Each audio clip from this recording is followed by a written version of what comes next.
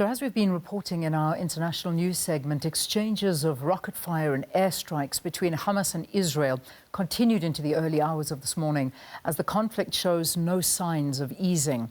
At least 67 people have been killed in Gaza since Monday, and 7 people have been killed in Israel. A rocket launched from the Gaza Strip hit a residential building in the Israeli city of Petah Tikva last night. Earlier, the Israeli military said it had killed 4 senior Hamas commanders and a dozen more Hamas operatives in airstrikes. The conflict has sparked off violent clashes between Jewish and Arab Israelis in ethnically mixed towns in Israel, with reports of cars and synagogues being torched. International leaders have continued to call for restraint amid fears of a full-scale war. So to help us contextualise the ongoing conflict, we are joined by senior lecturer at the University of Johannesburg's School of Public Law, Dr. Swikani Ncube. Doctor, good to have you. Thanks very much for your time here. Good morning to you and good morning to your listeners. Let's try and get an understanding of actually what is going on.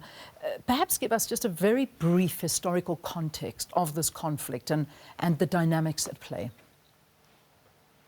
Well, I think the conflict can be contextualized as one of possession and dispossession. It's an issue of one side saying we own this land and another saying, but we have inhabited it for the past 2 centuries at least. So the Jewish state or the Zionist movement base their claim on the biblical possession of the land, that God gave it to Israel. And the Palestinians, on the other hand, are saying we are de facto occupiers of the land. So apart from other issues that come into play, is actually a conflict of possession and dispossession. It's not an ideological conflict as other people would want to characterize it, but I would say it's all about land. Hence, all the problems that we find now as far as negotiations are concerned are to do with the partitioning of that space. Yeah. So obviously, I mean, we've seen many attempts to broker some form of a peace deal, and they seem to fall flat all the time. What could be the underlying reasons for this? I think the biggest reason, I would put it as preconditions. You know, each side comes to the table with preconditions that the other side finds unacceptable. For instance, flowing from Resolution 194 of the UN General Assembly, the Palestinians claim that they have a right to return, that of refugees, that is. And the Israelis, on the other hand, say that is a non-negotiable. And on the other hand, the Israelis say they cannot revert to the 1967 or pre-1967 borders that were then redrawn after the Six-Day War in 1967. So you'll find that the reason why we find that all the time the negotiations don't succeed is because there are a lot of preconditions that the parties bring to the table. Yeah, I mean, even in March this year, we saw the International Criminal Court announcing an official investigation into previous possible war crimes committed between Israel and Palestine. I mean, are we likely to see cooperation from both sides with an investigation like this? We're likely to seek cooperation from the Palestinians without a doubt, because it furthers their agenda. But for the Israelis, they've already rubbished that attempt, and we expect that that will be their reaction going forward.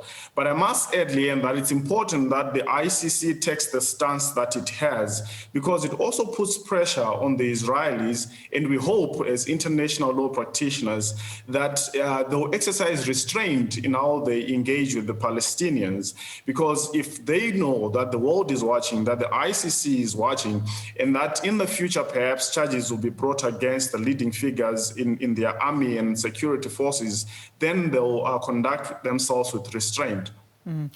Is it enough, though, that the world is watching on, and there is obviously massive and widespread international condemnation? Is it enough? Unfortunately, it's not. I think we have moved from seeking legal solutions to seeking political solutions, because I have listened to a number of experts and number of reports on the conflict, and people make reference to the law, which is all well and good, because all the actions that states engage in must be based on law. But this is moved from law to politics, and I think it's time that the relevant players take a stand and bring the parties to the negotiating table without preconditions, as I said, and try and find a lasting solution. And when I say players, I have my imaginary finger pointed at the United States, because they are the big guy behind the Israelis. I mean, if we have to look at an ideal situation where the international community does get involved and assist in dealing with this ongoing impasse, what would it be? I mean, what can be done? Well, Leanne, we had the UN Special Committee or Commission on Palestine in 1947, prior to the State of Israel being declared. And already at that point, it had been recognized that there would be problems, and there had been problems. And that led to the adoption of Resolution 181 and other resolutions that followed. So from where we are right now, the international community has a responsibility to bring the parties back to the negotiating table. There's absolutely no other option. And I must add that, as you allude to, there have been widespread condemnation, which is important because it also piles up the pressure on the parties to exercise restraint. So from the international community perspective, all that they have to push for now is to get the parties to talk and, of course, de-escalate. Yeah. Now, there's obviously a great concern and a big worry that this could grow. The last time we saw massive fighting like this was in 2014, and there were thousands of lives that were lost. I mean, numbers that have come out. What I'm reading, and this is according to a UN Commission of Inquiry, are basically saying that 2,251 Palestinians, including I think almost 1,500 civilians, were killed. These are Palestinians, and 6 civilians inside Israel were also killed, and 67 Israeli soldiers. So, I mean, there are lives being lost. This was in 2014, but we're already seeing this happening, and many worrying that this could turn into a full-scale war. Do you see the signs of this actually turning into this full-scale war? I do, unfortunately, and this is the same pattern that previous escalations have followed.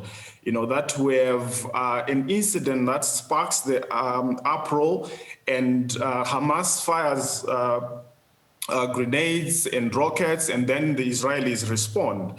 So it's following the same pattern. And it's unfortunate, really, that 73 years after the declaration of the State of Israel, we still have something like this going on the international stage. And I must add, in addition to what you have said, you know, we have quite a huge number of refugees that are in Syria and Iraq and Lebanon, and they are living in extremely difficult conditions.